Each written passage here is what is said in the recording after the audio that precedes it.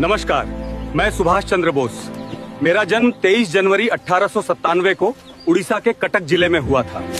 1921 में मैंने भारतीय सिविल सेवा को छोड़कर स्वतंत्रता संग्राम में भाग लिया और कांग्रेस में शामिल होकर अपनी पूरी ताकत भारत की आजादी के लिए समर्पित कर दिया। 1938 और 1939 में मुझे कांग्रेस का अध्यक्ष चुना गया, लेकिन गांधी के विचारों से असहमत होकर मैंने इस्तीफा दे दिया। मैं उनकी अहिंसात्मक नीतियों से सहमत नहीं था। फिर 1939 में ही मैंने फॉरवर्ड ब्लॉक की स्थापना की ताकि सभी भारतीयों को एकजुट कर हम स्वतंत्रता के लिए ज्यादा आक्रामक तरीके से संघर्ष कर सकें। 1941 में नाजी जर्मनी पहुंचा और 29 मई 1942 को मैंने जर्मनी में हिटलर से मुलाकात की, जहां मैंने भारत की स्वतंत्रता के लिए जर्मन समर्थन मांगा।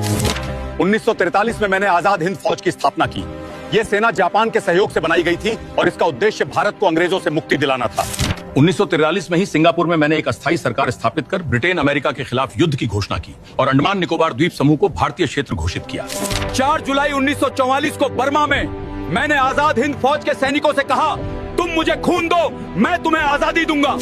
1945 में जब अमेरिका को लगा कि वो जापान से नहीं जीत सकता, तो उसने परमाणु बम से जापान को समर्पण करने पर मजबूर किया, जिससे आजाद हिंद फौज के प्रयासों का भी अंत हो गया।